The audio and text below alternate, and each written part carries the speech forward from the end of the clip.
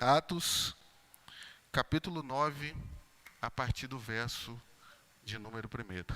Todo mundo achou? Diz assim a palavra do Senhor. Saulo, respirando ainda ameaças e morte contra os discípulos do Senhor, dirigiu-se ao sumo sacerdote e lhe pediu cartas para as sinagogas de Damasco, a fim de que, caso achasse alguns que eram do caminho, tanto homens como mulheres, os levasse preso para Jerusalém.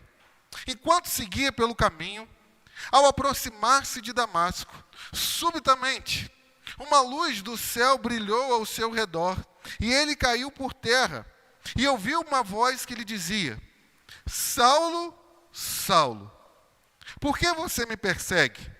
Ele perguntou: Senhor, quem é você?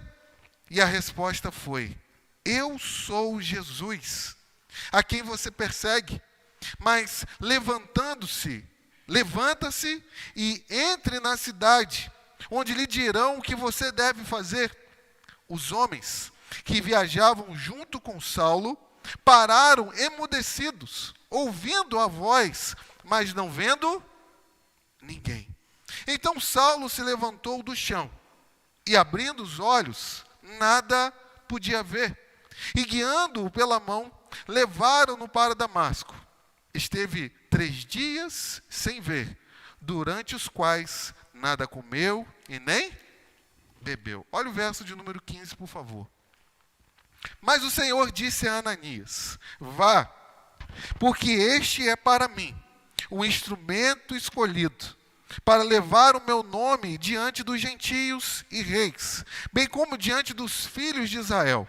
Pois eu mesmo vou mostrar a ele quanto deve sofrer pelo nome. Então, Ananias foi e, entrando na casa, impôs as mãos sobre Saulo, dizendo: Saulo, irmão, o Senhor Jesus, que apareceu para você no caminho para cá, me enviou para que você volte a ver e fique cheio do Espírito Santo. Imediatamente caíram dos olhos de Saulo umas coisas parecidas com escamas, e ele voltou a ver. A seguir, levantou-se e foi batizado. Repita comigo: levantou-se e foi batizado. Não feche a sua Bíblia. Vamos falar com Deus. Pai, nós te agradecemos pela tua palavra, Deus. Obrigado, Deus, por tudo aquilo que nós já presenciamos aqui nessa noite. Obrigado, Deus, porque tivemos a oportunidade de entoar louvores ao Senhor, Deus. E que a partir deles, ó Deus, o nosso coração esteja preparado para ouvir a tua palavra. Quanto agora, Deus, em meio à necessidade de cada pessoa que entrou aqui, fale, ó Deus, de forma específica com cada um de nós. E que a partir de agora haja espírito de iluminação. Fala, que os teus servos ouvem. Em nome de Jesus, amém. Meus irmãos,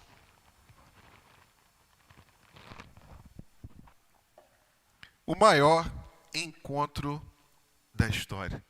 Todos nós que estamos presentes aqui nessa noite, todos nós que estamos aqui assentados, ou a minha pessoa que está em pé, somos dotados da capacidade de aprender e de também formar opiniões. Louvado seja Deus que Ele nos capacitou para que a gente, em meio à nossa vida, em meio à nossa caminhada nesse mundo, a gente possa aprender. E a partir do aprendizado com o qual nós vamos adquirindo, a gente consiga formar opiniões que possam guiar as nossas vidas, que possam dar direcionamento para o nosso comportamento, que possam, de fato, guiar a nossa caminhada nesse mundo. Entretanto, o que nós precisamos, de fato, é entender que muitas ideias, conceitos, pensamentos, opiniões que nós vamos construindo ao longo da caminhada da vida, ao longo de andarmos por esse mundo, Por mais, meus irmãos, que a gente se agarre e se agarre de forma apertada a essas coisas das quais a gente construiu ao longo da história, todas as nossas opiniões, todas as nossas convicções, por mais que a gente aprendeu, por mais que a gente agarrou a elas, a gente pode correr um grande risco de todas essas opiniões e conceitos estarem completamente equivocados. Estarem completamente fora da realidade daquilo que Deus quer para as nossas vidas, por mais que nós aprendemos, por mais que nós já adquirimos e até colocamos essas ideias em práticas. Meus irmãos, a gente corre um grande risco de estar enganado com elas. E o fato, preste bem atenção, de esses conceitos estarem errados, é que eles podem nos impedir de chegar à verdade. Não sei se você consegue perceber essa realidade, de que quando você entende uma determinada coisa, essa realidade, esse conceito, esse parâmetro, pode te impedir de enxergar a verdadeira realidade da vida.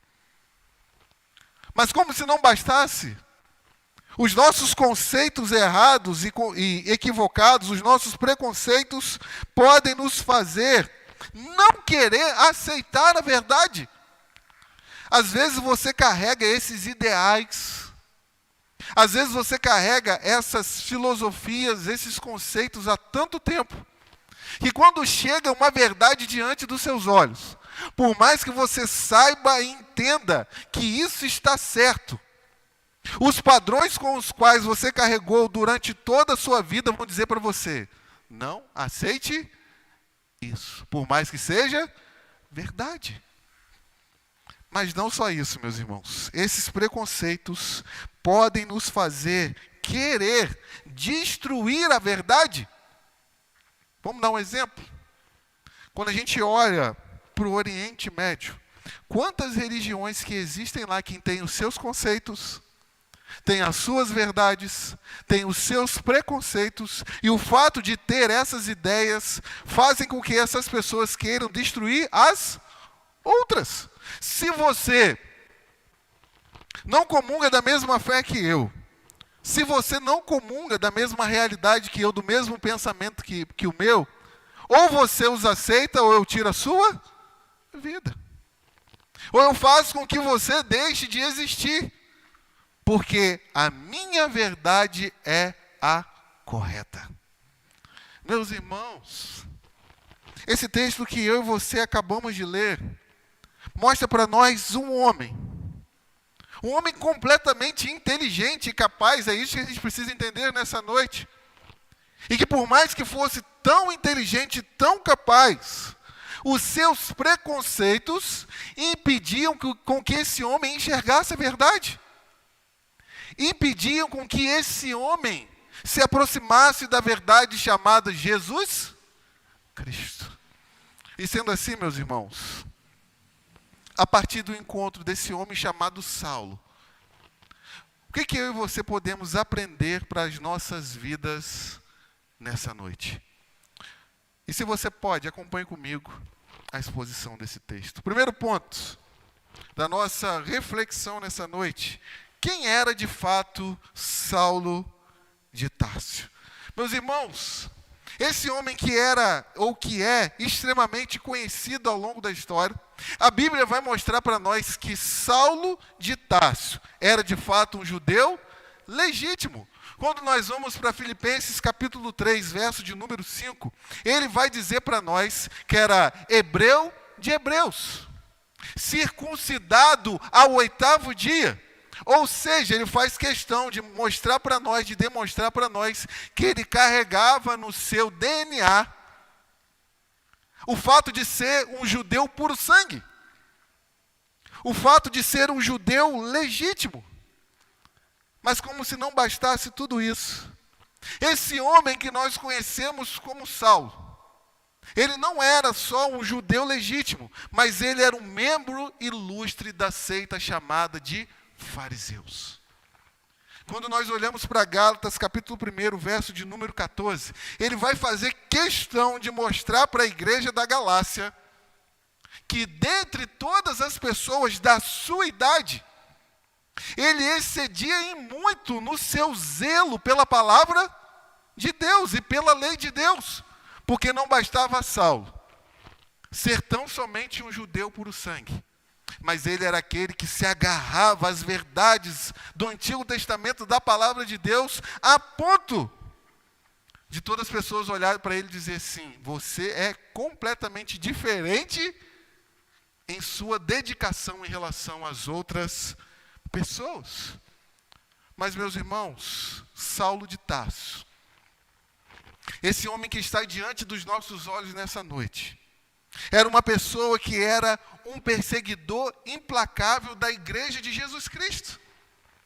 A palavra de Deus vai mostrar para nós que, por causa das convicções que Paulo carregava na sua vida, isso que nós acabamos de pensar na introdução agora, ele entendia, ele sabia que ele deveria destruir aquilo que as pessoas chamavam de fé cristã.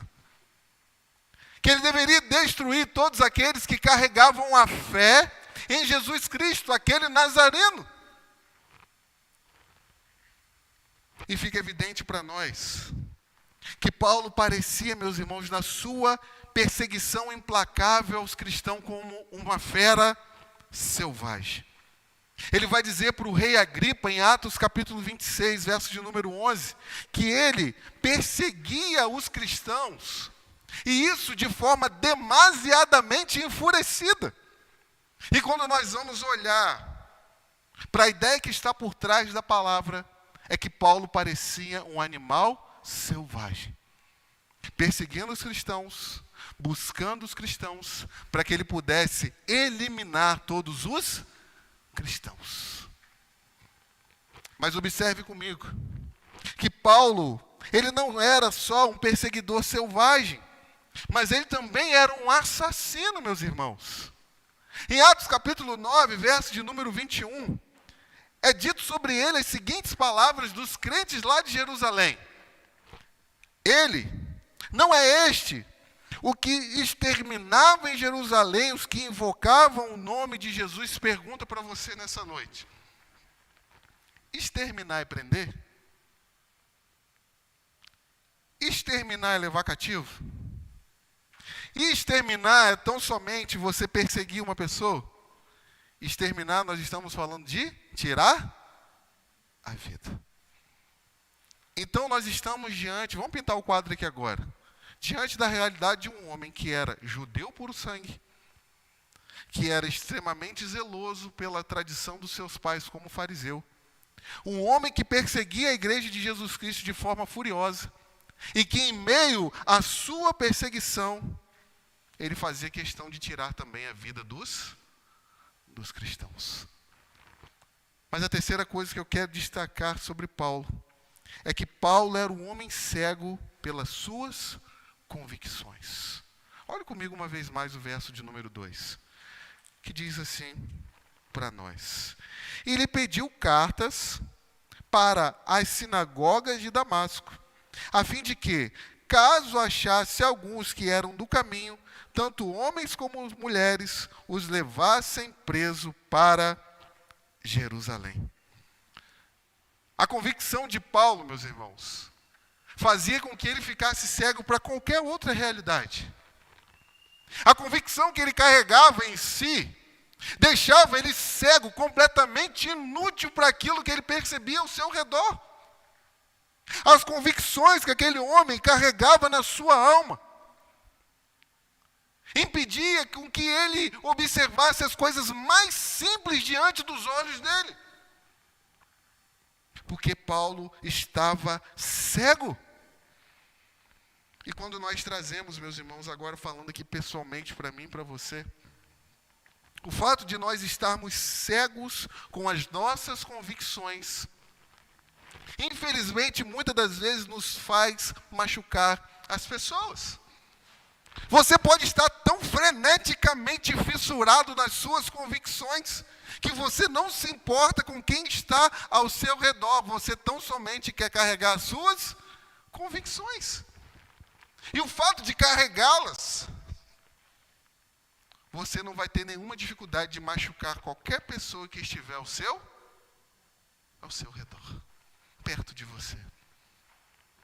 Mas o fato de estarmos cegos para as nossas convicções é que pode nos levar a pegar caminhos errados em nossas vidas. Se você observar, o verso 2 vai dizer para mim e para você que Paulo, ele pede cartas para a sinagoga de Damasco. E a partir disso ele vai pegar o seu cavalo, vai pegar a estrada de Damasco e vai seguir para aquela cidade. Pergunta, o que ele carregava no seu coração? Alegria?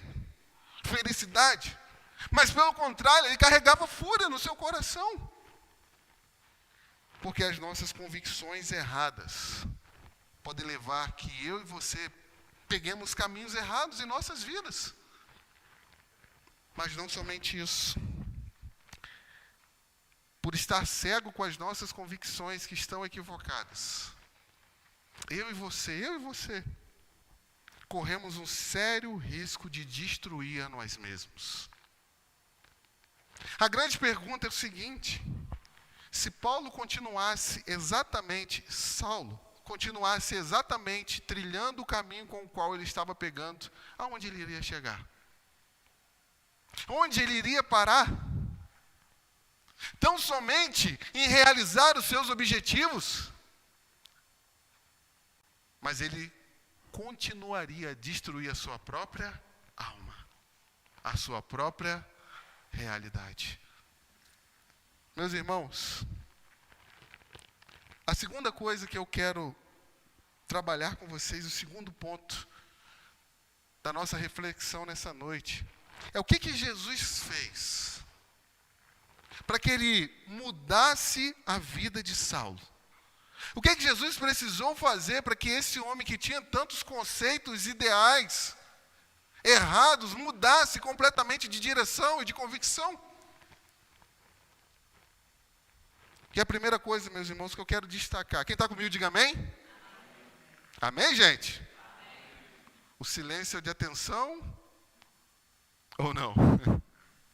A primeira coisa que eu quero destacar aqui é que Jesus, para que mudasse a concepção de Saulo, ele precisou trazer luz para o caminho de escuridão que ele tinha. Se você perceber o verso de número 3, vai dizer assim para nós: enquanto seguia pelo caminho,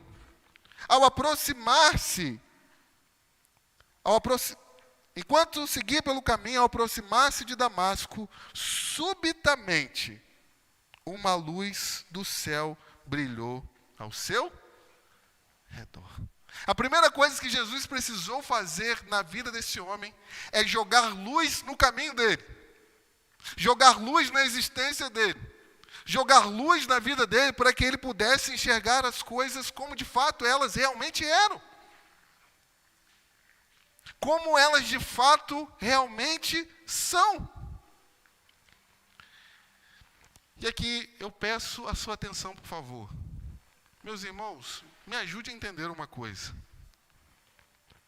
Como é que pessoas tão inteligentes ao longo da história podem ser tão cegos para a realidade da verdade chamada Jesus Cristo? Como pessoas tão capazes mentalmente, pessoas capazes de fazer invenções que deixam eu e você abismados, pessoas dotadas de um conhecimento que nos leva a ficar envergonhados.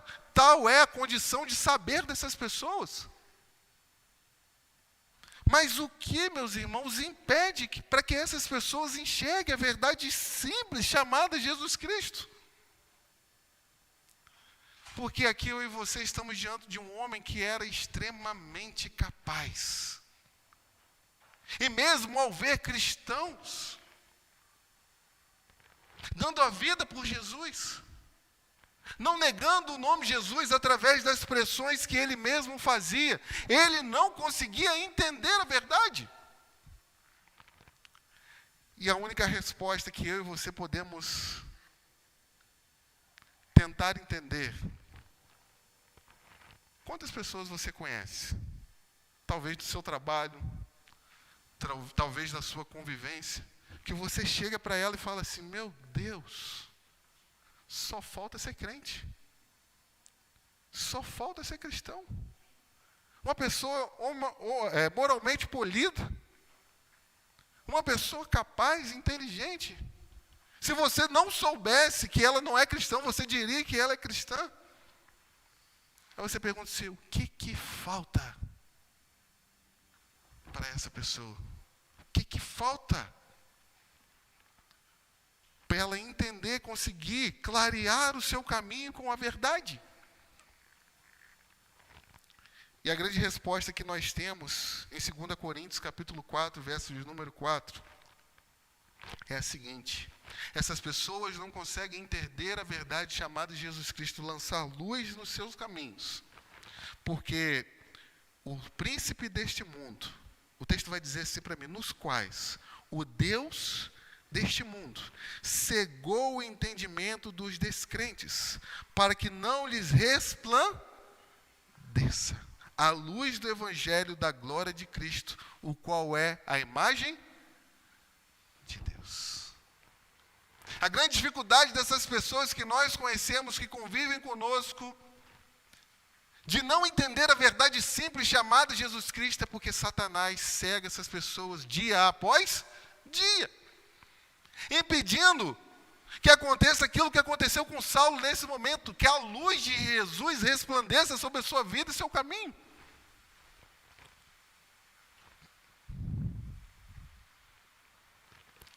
Mas o que eu quero trabalhar com vocês, meus irmãos, é que por mais que Jesus estivesse lançando luz sobre o caminho de Paulo, Paulo estava resistindo à verdade. Quando nós vamos para Atos capítulo 26, verso de número 14, quando Paulo conta uma vez mais a história da sua conversão, ele diz para nós que Jesus diz assim para ele: Saulo, Saulo, por que você me persegue? Dura coisa é recalcitrastes contra o aguilhão. Quem já viu aquele instrumento de amansar boi? Aquele ferrão que você amansa boi. O que Jesus está dizendo para Paulo é o seguinte: até quando você vai brigar com a sua consciência? Porque eu estou ferroando a sua consciência, mas é difícil para você aceitar. Meus irmãos, quantas pessoas são confrontadas com a verdade, mas elas duram para acreditar? Quantas pessoas veem a verdade diante dos seus olhos, mas não querem acreditar e lutam contra a sua própria consciência? O que Jesus está dizendo para Paulo é assim: Paulo, como é difícil, até quando você vai ficar sofrendo? Eu estou ferroando a sua consciência como se você fosse um boi, um animal selvagem. Mas você não se dobra, Paulo.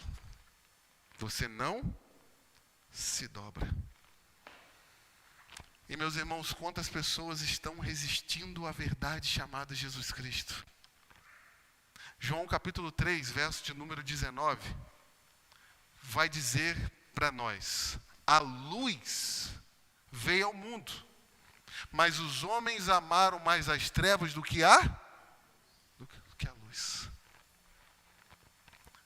A grande realidade é que às vezes a gente procura nas nossas vidas não ir de encontro à verdade, mas permanecer nas trevas. Não ir de encontro à verdade chamada Jesus Cristo, mas permanecer nas trevas. E o grande convite de Deus para nós nessa noite, aqui como igreja, é o seguinte: vamos para a luz. Vamos viver na verdade.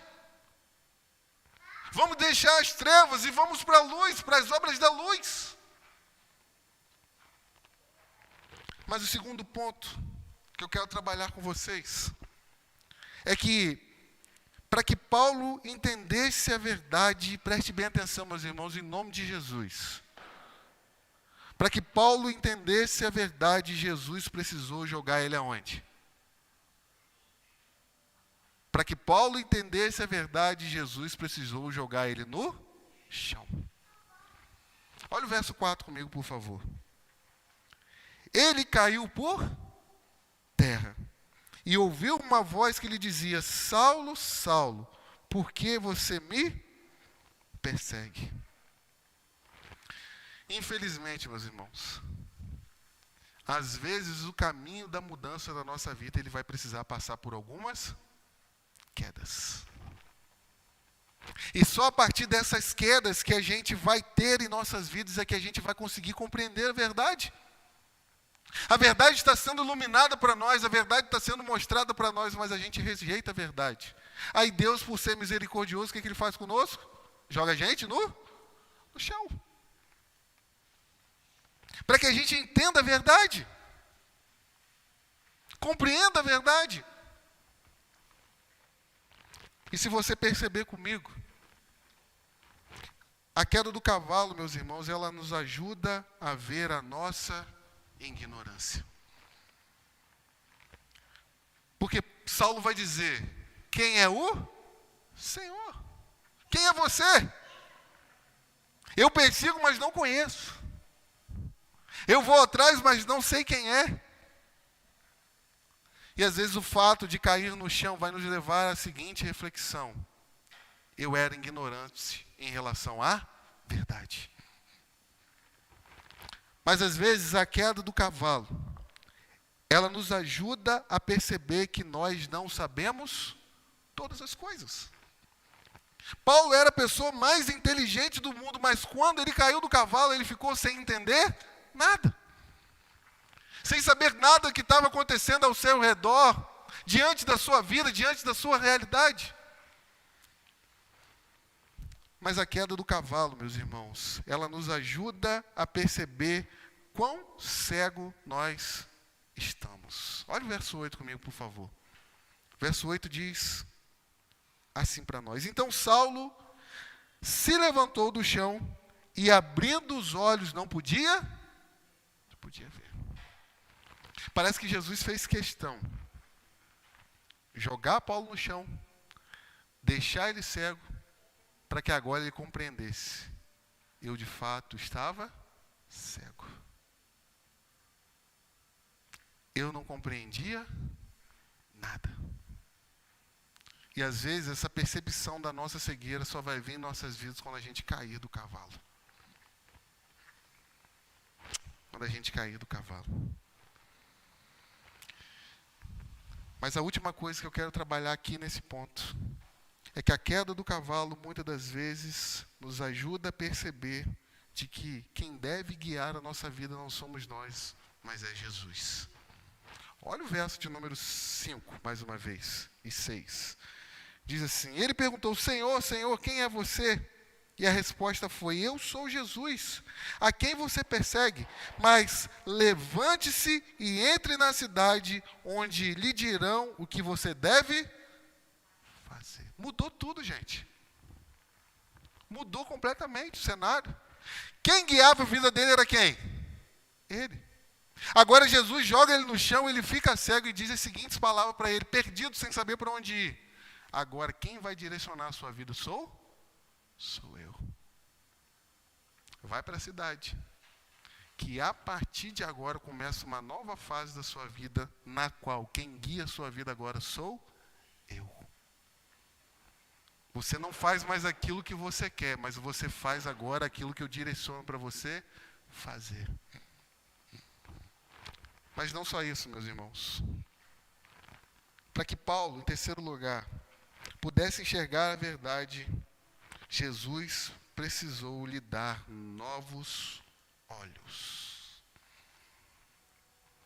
Para que Paulo pudesse enxergar a verdade, Jesus precisou dar novos olhos para ele. Olha o verso 17 comigo, por favor. Diz assim para nós. Então Ananias foi e entrando na casa, impôs as mãos sobre Saulo, dizendo, Saulo, irmão, o Senhor Jesus que apareceu a você no caminho para cá, me enviou para que você volte ao quê? A ver. E fique cheio do Espírito Santo. E imediatamente caíram dos olhos de Saulo umas coisas parecidas como o quê, meus irmãos? Escamas. Alguém que precisou ficar cego para conseguir enxergar novamente.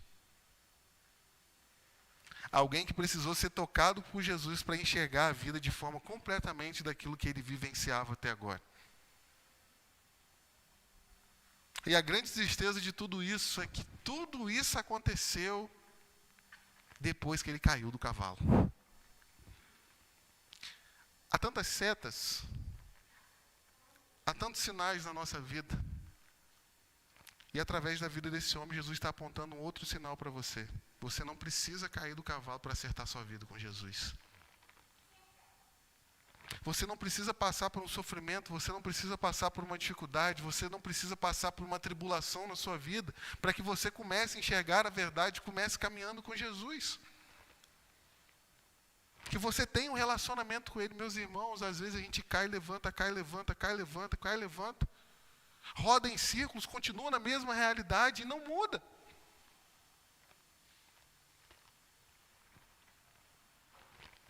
Mas a terceira coisa que, em último lugar, o terceiro ponto da nossa reflexão nessa noite, quem era agora, não Saulo de Tarso, mas quem era Paulo de Tarso? Quem era esse homem chamado Paulo de Tarso? E a primeira coisa que eu quero destacar com você, que ele é um homem que anuncia aquele que faz enxergar a vida de forma diferente. O verso 20 é impressionante, porque logo depois dele ser batizado com o Espírito Santo, as escamas caírem dos olhos dele, passasse algum tempo, o verso 20 vai mostrar para mim e para você, que esse homem que era Paulo e agora é Saulo, começou a proclamar o nome de Jesus na sinagoga. Começou a falar daquele que conseguiu fazer com que ele enxergasse a verdade. Meus irmãos, as coisas aconteceram assim, num piscar de olhos. Uma mudança extrema na vida daquele homem. Não lhe faltava conhecimento, faltava-lhe direcionamento. Às vezes a gente sabe muito, mas falta que a gente seja humilde para que as pessoas deixem que a gente seja direcionado. Direcionado. Mas a segunda coisa é que Paulo de Tarso é aquele que sofreu por divulgar o nome de Jesus. No verso de número 16, enquanto Ananias está ali em dificuldade em aceitar a realidade de que ele teria que ir até Saulo de Tarso e impor as mãos sobre ele, porque ele era alguém que matava, perseguia os cristãos. Jesus deixa claro para ele: este é para mim um vaso escolhido.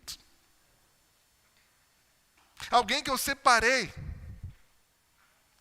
E eu vou mostrar para ele o quanto ele deve sofrer por causa do meu nome. Aquele homem que enxergou a verdade.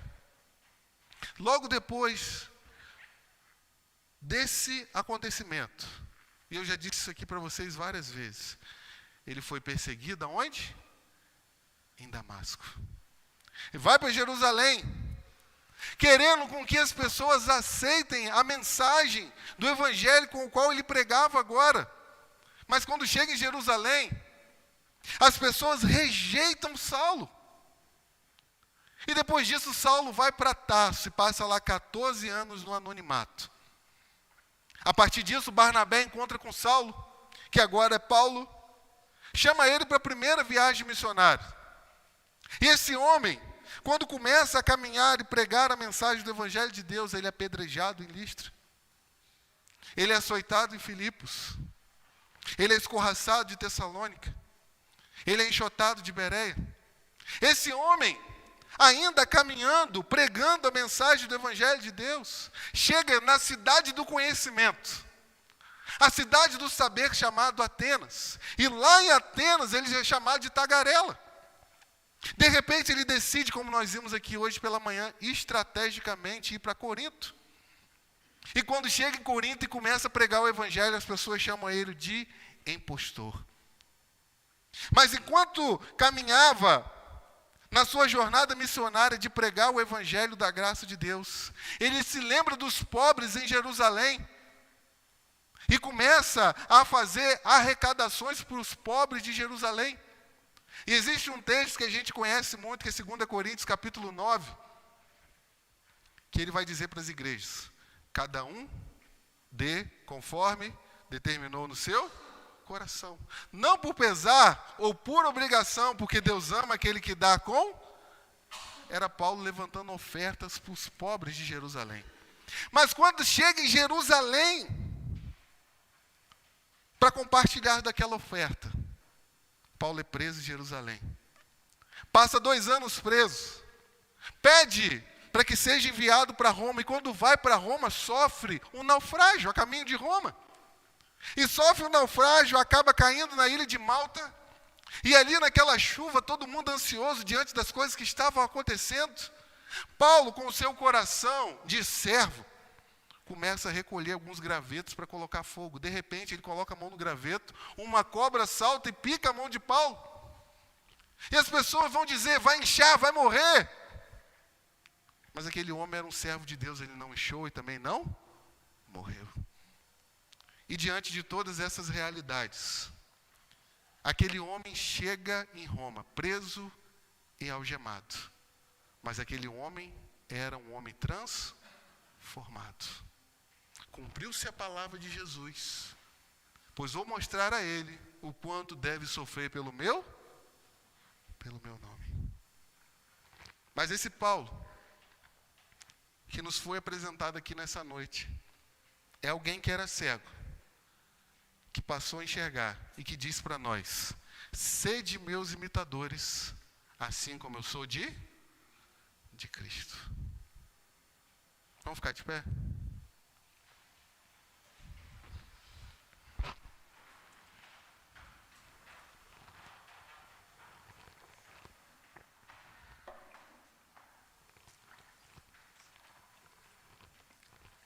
E a grande pergunta que a gente precisa fazer para nós nessa noite é a seguinte: o que nos impede de enxergar a verdade em Jesus? O que nos impede de conceber a verdade, de entender a verdade? O que impede eu e você de se achegar a Jesus nessa noite, de entregar a nossa vida para Jesus nessa noite, de começar de novo? De ter uma nova caminhada, uma nova jornada, de esquecer o passado e começar o novo de Deus nessa noite? Será que Deus vai precisar jogar a gente do cavalo, meus irmãos? Será que vai precisar?